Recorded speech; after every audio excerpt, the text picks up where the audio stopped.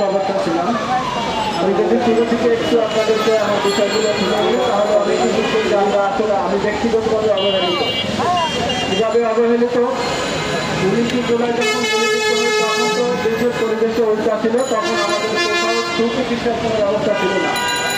Even 5 তারিখের পরে যখন অভ্যুত্থান হয় অভ্যুত্থান এবং হাসিনা সহ যখন সরকারের পতন হয় সেই থেকে পর্যন্ত কোনোভাবেই আমরা সঠিক চিকিৎসা এবং সঠিক কোনো খোঁজখবর আমাদের নেওয়া হচ্ছে না।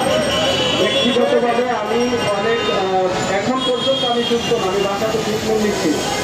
সেই হিসেবে আমরা প্রথম যখন আমার হসপিটালের ট্রিটমেন্টের জন্য খরচ হয় যত ব্যক্তিগত মানে সাফারার হোক কোনোটা সাপোর্ট এখন পর্যন্ত আমরা পাই না, যা আমি পাই না ব্যক্তিগতভাবে।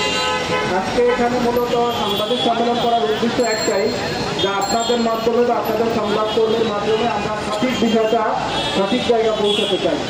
কোনো এখানে দলমত নির্বিশেষ না, আমরা আসলে যেই অভ্যুত্থানটা যে কারণে হয়েছে যেই উদ্দেশ্যটা আমাদের ছিল সেই উদ্দেশ্যটা আসলে আস্তে আস্তে ব্যাহত হচ্ছে না, মূল জায়গা থেকে সরে যাচ্ছি। আমাদের উদ্দেশ্য ছিল বাংলাদেশটাকে নতুনভাবে একটা নতুন বাংলাদেশ হিসেবে গড়ে তোলা। সেই নতুনের জায়গায় কিন্তু আমরা পুরোনো চেয়েও এখন খারাপ অবস্থায় আছি। সেটা যদি আপনারা আরেকটু ভালোভাবে দেখেন তাহলে আমার এই কথার বিশ্লেষণ আপনাদের কাছে আরো বেশি রয়েছে। আমি শুধু একটা বিষয় বলতে চাই যে আপনাদের যারা এখানে সংবাদকর্মী আছেন তাদের মাধ্যমেই বলতে চাই কথাটা, আমরা যারা আহত হয়েছি আমাদের কিন্তু একটা উদ্দেশ্য ছিল যে নতুন বাংলাদেশ বা নতুনভাবে কীভাবে রাষ্ট্রটাকে কাঠামোগতভাবে তৈরি করে একটা ভালো এবং ভালো একটা পরিবেশ তৈরি করে ভালো জায়গাতে যাতে পৌঁছাতে পারি। কিন্তু সেই জায়গাতে আমরা এখনও আসতে পারি নাই। আজকে হয়তো আল্লাহ শকর যে আপনাদের সামনে দাঁড়িয়ে কথা বলছি। ডক্টর আমাকে যে অবস্থানে রেখেছিলেন 80% মাইনাস অবস্থায় আল্লাহ আমাকে জীবিত অবস্থায় ফিরিয়েছে। এটা আল্লাহকে তো লাখো কোটি শুকরিয়া।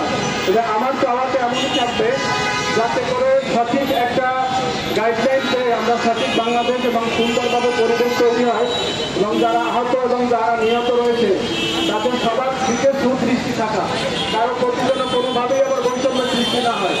মূলত একটা সঠিক বৈষম্য দূর করে আমরা যাতে একেবারে সঠিক জায়গায় পৌঁছাতে পারি এবং সঠিক চিকিৎসা এবং সামনে যারা আমরা আহত অবস্থায় আছি কীভাবে সামনে চলতে পারি সেই বিষয়টা বিশ্লেষণ করবেন এবং বিবেকবান যারা আছেন তারা একটু বেশি সজাগ দৃষ্টি রাখবেন। এবং পরিশেষে আমি শুধু বলতে চাই যে আসলে মানুষ তো জব কিছু হয় আল্লাহর পক্ষ থেকেই হয়, তবে আমরা কিন্তু মানুষ হিসেবে উচিলা হিসেবে কাজ করতে পারি। আজকে হয়তো যারা আহত যোদ্ধা হিসেবে আছেন যারা নিহত হয়েছেন তাদের প্রতি মানে সমবেদনা জানানো আর কিছুই নেই আমাদের।